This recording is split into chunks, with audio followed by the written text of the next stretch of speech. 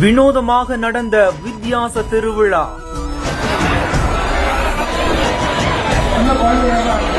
மடியேந்தி சென்றவர்களுக்கு வாரி வாரி வழங்கப்பட்ட கருப்பசாமியின் பொக்கிஷம். விடிய விடிய நடந்த படியளக்கும் பெருவிழா.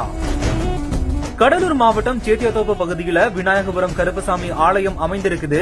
இங்கு ஆண்டுதோறுமே சித்ரா பௌர்ணமியை முன்னிட்டு படியளக்கும் பெருவிழா வெகு விமரிசையா நடந்துட்டு வருது. அந்த வகையில இந்த ஆண்டு நடைபெற்ற படியளக்கும் பெருவிழாவை முன்னிட்டு தமிழகத்தின் அனைத்து மாவட்டங்கள்ல இருந்துமே 1000க்கும் மேற்பட்ட பக்தர்கள் வருகை தந்திருக்காங்க.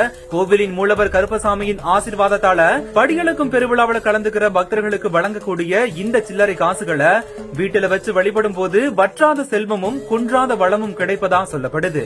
இந்த நிலையில தான் இவ்வளவு சிறப்பு வாய்ந்த சில்லறை காசுகளை வாங்குறதுக்காக நீண்ட வரிசையில விடிய விடிய காத்திருந்த பக்தர்கள் மடியேந்தி வாங்கிட்டு போயிருக்காங்க. சித்ரா பௌர்ணமியை முன்னிட்டு நடைபெற்ற இந்த பெருவிழாவில் ஆயிரக்கணக்கான பக்தர்கள் கலந்து கொண்டது மெய்சிலிர்க்க வச்சிருக்குது.